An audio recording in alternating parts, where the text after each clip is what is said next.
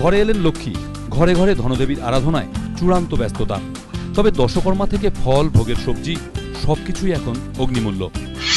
শিম ১০০ টাকা কেজি, ঢেঁড়স ও পটল ৬০ থেকে ৮০ টাকা কেজি, ৩০ টাকা কেজি ঝিঙে, বরবটি ৫০ টাকা কেজি, ১০০ টাকা কেজি বেগুন, টমেটো ৪০ থেকে ৬০ টাকা কেজি, প্রতি কেজি আলুর দাম ৪০ টাকা।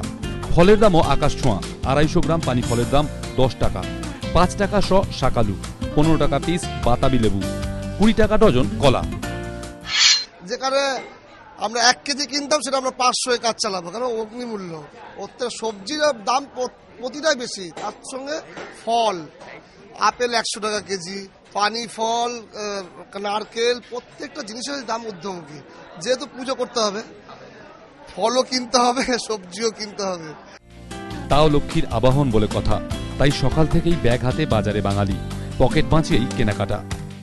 খুব বেশি মনে হলো না, সচরাচর যা থাকে তার থেকে হয়তো বলতে পারেন 5% বেশি, হয়তো খুব বেশি হলে। কিন্তু যেটার জন্য সব থেকে খুশি, এত দুর্যোগের মধ্যেও বাজারে মাল আছে এবং সব জিনিস অ্যাভেলেবেল। শুধু ঘরে ঘরেই নয়, ধনদেবীর আরাধনায় সামিল বারোয়ারি পুজো উদ্যোক্তারাও। মানিকতলা বাজারই লক্ষ্মী পুজোর আয়োজন করেন মাছ ব্যবসায়ীরা।